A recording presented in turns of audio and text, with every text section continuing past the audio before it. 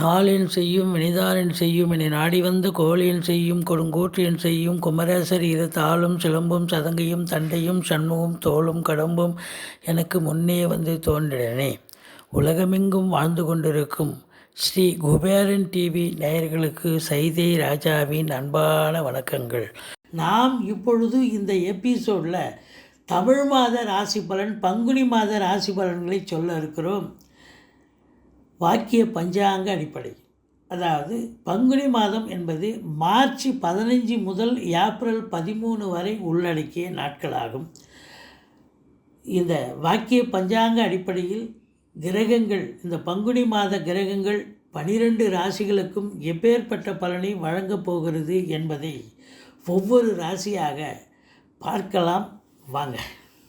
நாம் கடக ராசிக்கு இந்த பங்குனி மாத கிரகங்கள் எப்பேற்பட்ட பலனை வழங்கப் போகிறது என்பதை பார்க்க போகிறோம். கடக ராசியை குரு பகவான் பார்க்குறார். இது மாபெரும் சிறப்புங்க. ராசியை குரு பார்த்தா இது ஒன்றே போதுங்க. கௌரவம், புகழ், அந்தஸ்து, செல்வம், செல்வாக்கு, தன்னம்பிக்கை அதிகரிக்கும். சமூகத்தில் பேரு புகழ் உயரக்கூடிய ஒரு காலகட்டம். 2ஆம் இடத்து அதிபதி உங்களுக்கு 9ஆம் இடத்துல குருவோடு இணைந்திருப்பது என்பது ஒரு யோக பாக்கியங்கள். 2க்குடையவன் 9ல் இருந்தால் ரொம்ப சிறப்புங்க. பாக்கியமான ஒரு நிலை. எதிர்பார்த்தது காசு வரும், எதிர்பார்க்காத காசும் வரும். அதுதான் 9ஆம் இடம் என்று சொல்லக்கூடிய பாக்கியஸ்தானம். இருந்த போதிலும் கடைசி 15 நாள் சனி பார்வையில் இருக்கிறது. 2ஆம் இடத்தை சனி பார்க்கிறார் அப்படின்னும் பொழுது கொஞ்சம் வாக்குஸ்தானம். அப்போது பேசுவதில் கொஞ்சம் எச்சரிக்கையாக பேச வேண்டும். கும்பத்துக்கு சனி சென்றதுக்கு அப்புறம் அவர் சிம்மத்தை பார்க்குறார் இல்லையா? அப்போ இந்த கடகராசி என்பவர்கள் பேசுவதில் கொஞ்சம் எச்சரிக்கையாக இருக்க வேண்டும். கொடுக்கல் வாங்கலில் கொஞ்சம் உஷாராக இருக்க வேண்டும் அப்படின்ற ஒரு கணக்கு இருக்குங்க. மற்றபடி குடும்பத்தில் சண்டைகள் வரும், பிரச்சனைகள் வரும். நம்ம எச்சரிக்கையோடு பேசணும், பணியாற்றணும், செயல்படணும். 3ஆம் இடம் முயற்சி ஸ்தானம். முயற்சி ஸ்தானத்தை குரு பார்க்குறார். புதன் 15 நாள் பார்க்குறார். சூரியனும் அங்கேருந்து தான் பார்க்குறார். கம்யூனிகேஷன் பாவம். பிபிஓ, சாஃப்ட்வேர், ஹார்ட்வேர், தபால் தந்தி, லாக்கா, கொரியர் சர்வீஸ், விளையாட்டு வீரர்கள், வீராங்கனைகள், நடனக் கலைஞர்கள், ஸ்டண்ட்டு கலைஞர்கள், பின்னணி பாடகர்கள், இசை அமைப்பாளர்கள், இசை வல்லுநர்கள், சினிமா மற்றும் தொலைக்காட்சி பிரிவில் பணியாற்றக்கூடிய பணியாளர்கள், நடிகர் நடிகைகள், டெக்னீஷியன்கள், எடிட்டர்கள், கேமராமேன்கள், புகைப்பட கலைஞர்கள், அத்துணை பேர்களுக்கும் வேலை வாய்ப்புகள் கிடைக்கும். ஏற்கனவே வேலையில் இருக்கிறவங்களுக்கு ஒரு ரெகக்னேஷனாக கிடைக்கும். நல்ல ரெமுனரேஷனும் கிடைக்கக்கூடிய ஒரு அமைப்பு இருக்குங்க. மற்றபடி இளைய சகோதரம் உங்களுக்கு ஆதரவாக இருப்பார்கள். தூர தேசத்திலிருந்து நல்ல தகவல் வர இருக்கிறது. எடுக்கின்ற முயற்சிகள் நிச்சயமாக வெற்றி வாய்ப்பை பெறும். 4ஆம் இடத்தில் கேது இருந்து சனி பார்க்கிறார் முதல் 15 நாள். இப்போ முதல் 15 நாள் இந்த கடகராசி அன்பர்களுக்கு தாயாருக்கு தேக ஆரோக்கியம் பாதிக்கப்பட்டு செலவுகள் வைக்கும். வண்டி வாகனங்கள் சவாரி போகிற மாதிரி போகும், ஆனால் அங்கே பாதி வேளை நின்று போய் செலவினங்கள் ஏற்படும், மன உளைச்சல் ஏற்படும். முதல் 15 நாள் தாங்க. அப்புறம் கும்பத்துக்கு சனி பகவான் சென்றதுக்கு அப்புறம் பார்த்திங்கன்னா 4ல் கேது இருக்கிறது ஓரளவுக்கு அந்த சனி பார்வை இருக்கிறதால தான் பிரச்சனை ஹெவியாக இருக்க ஒழிய மற்றபடி இருந்தாலும் ஒரு பாதி தான் டென்ஷன் இருக்கும் ஒழிய மீதி அந்தளவுக்கு இருக்காது அப்படிங்கிற அளவு இருக்குது. இருந்த போதிலும் தாய்க்கு செலவினங்கள், தாய்க்கு தேக ஆரோக்கியம் இந்த மாதம் முழுவதும் இருக்கும். வண்டி வாகனங்கள் கூட திடுதிப்புன்னு செலவு வைக்கும். மற்றபடி கல்வி பயிலும் மாணவ செல்வங்கள் மிக பிரமாதமாக படிப்பாங்க. ஒன்றும் எந்த குறையும் கிடையாதுங்க. இந்த 5ஆம் இடத்தை குரு பகவான் பார்க்கிறார். இது மாபெரும் சிறப்பு. 5ஆம் இடம் என்பது பூர்வ புண்ணியஸ்தானம். குலதெய்வத்துடைய அனுகிரகம் பரிபூர்ணமாக கிடைக்கக்கூடிய ஒரு நிலை. ஆதலால் உங்களுக்கு பூர்வீகத்திலிருந்து நல்ல தகவல் வர இருக்கிறது. இந்த பிள்ளைகள் நல்லா உயர்கல்வி நல்லா படிக்கிறாங்கன்னு இன்ஸ்டியூஷன் தகவல் கண்டிப்பாக வரும். அதனால் சந்தோஷம் கிடைக்கும். சனி பகவான் கும்பத்திலிருந்து இப்போ 15 நாள், கடைசி 15 நாள் பார்க்குறார், பங்குனி 15ஆம் தேதிக்கு பிறகு. அப்போ இருந்தாலும் குரு பார்வை இருக்கிறது, குறை ஒன்றும் இல்லை. 7ஆம் இடத்தில் சனி பகவான் முதல் 15 நாள் இருக்காருங்க. இது கணவன் மனைவிக்குள்ள கருத்து வேறுபாடு வரும்.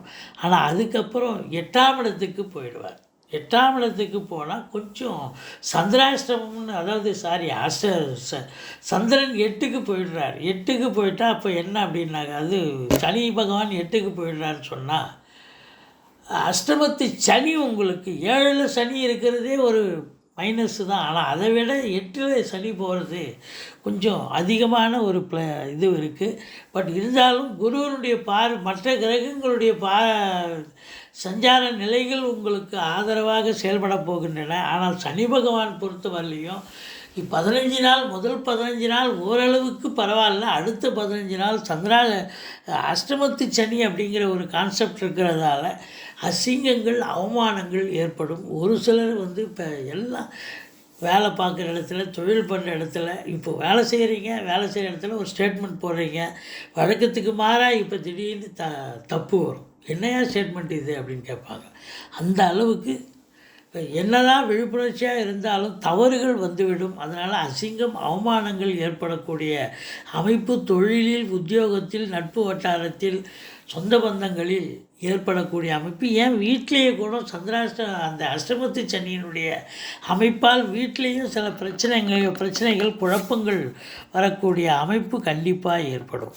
அதனால் இந்த அன்பர்கள் சனி பகவானை வழிபாடு செய்யுங்கள், சனிக்கிழமை தோறும் வழிபாடு செய்யுங்கன்னு சொன்னால் ஓரளவுக்கு தலைக்கு வருது, தலைப்பாயிட போகும்.